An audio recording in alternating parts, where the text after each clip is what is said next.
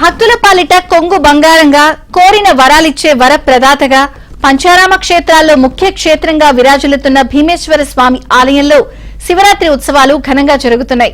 వేల సంఖ్యలో తరలి వస్తున్న భక్తులకు ఎలాంటి అసౌకర్యం కలగకుండా క్యూ లైన్లు ఏర్పాటు చేశారు.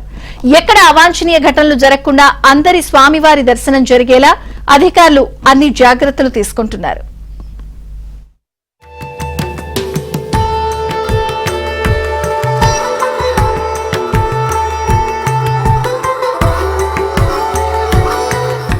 ద్రాక్షారామ శ్రీ మాణిక్యాంబ సమేత భీమేశ్వర స్వామి ఆలయం చరిత్ర ప్రసిద్ధిగాంచింది. ఈ ఆలయాన్ని 7-8 శతాబ్దాల మధ్య తూర్పు చాళుక్యుల వంశానికి చెందిన చాళుక్య భీముడు నిర్మించినట్లుగా శాసనాల ద్వారా తెలుస్తోంది.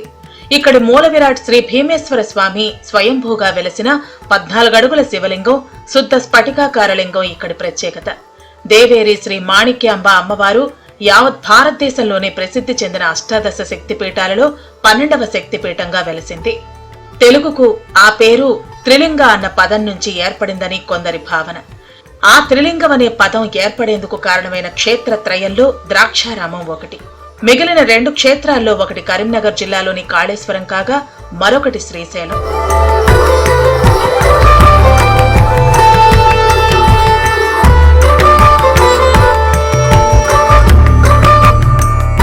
శాతవాహన రాజైన హాలుని కాలానికే ఈ ఆలయం ఉన్నట్లు లీలావతి గ్రంథం అన్న ప్రాకృత భాషా కావ్యంలో ప్రస్తావన ఉంది. ఈ ఆలయాన్ని సామర్లకోటలోని భీమేశ్వర ఆలయాన్ని కూడా చాళుక్య రాజైన భీముడు నిర్మించాడని చెబుతారు. అందుకే ఈ 2 గుడులు ఒకే రీతిగా ఉండటమే కాక రెంటి నిర్మాణానికి ఉపయోగించిన రాయి కూడా ఒకే రకంగా ఉంటుంది. ఈ క్షేత్రాన్ని గురించిన ప్రశంస శ్రీనాథ కవి సార్వభౌముడు భీమేశ్వర పురాణంలో వివరించాడు. దుష్యంతుడు, భరతుడు, నలుడు, నహషుడు ఈ స్వామిని అర్పించారని వ్రాశారు. తిట్టుకవిగా ప్రసిద్ధి చెందిన వేములవాడ భీమకవి ఘనుడన్ వేములవాడ వంశజుడ ద్రాక్షారామ భీమేశ నందనుడన్ అని చెప్పుకున్నాడు.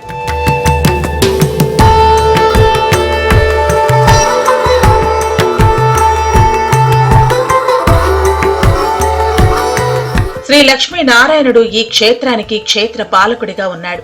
ద్రాక్షారామం త్రిలింగ క్షేత్రాల్లో ఒకటిగా, పంచారామాల్లో ఒకటిగా, దక్షిణ కాశీగా ప్రసిద్ధి చెందింది. ఇక్కడి స్వామివారిని అభిషేకించడానికి 7 ఋషులు కలిసి గోదావరిని తీసుకువచ్చారని పురాణ కథనాలు వర్ణిస్తున్నాయి. అందువలన అంతర్వాహినిగా ప్రవహించే ఈ గోదావరిని సప్త గోదావరి అని పిలుస్తూ ఉంటారు. ఇక్కడి పంచలోహ విగ్రహాలు, తామ్రమూర్తులు 8వ శతాబ్దం నుంచి ఉన్నవిగా భావిస్తున్నారు. శివరాత్రి రోజున వేలాది మంది దర్శనం చేసుకునేందుకు వీలుగా ఏర్పాట్లున్నాయి. దూర ప్రాంత భక్తుల సౌకర్యార్థం వసతి గృహాలు కూడా సిద్ధం చేశారు.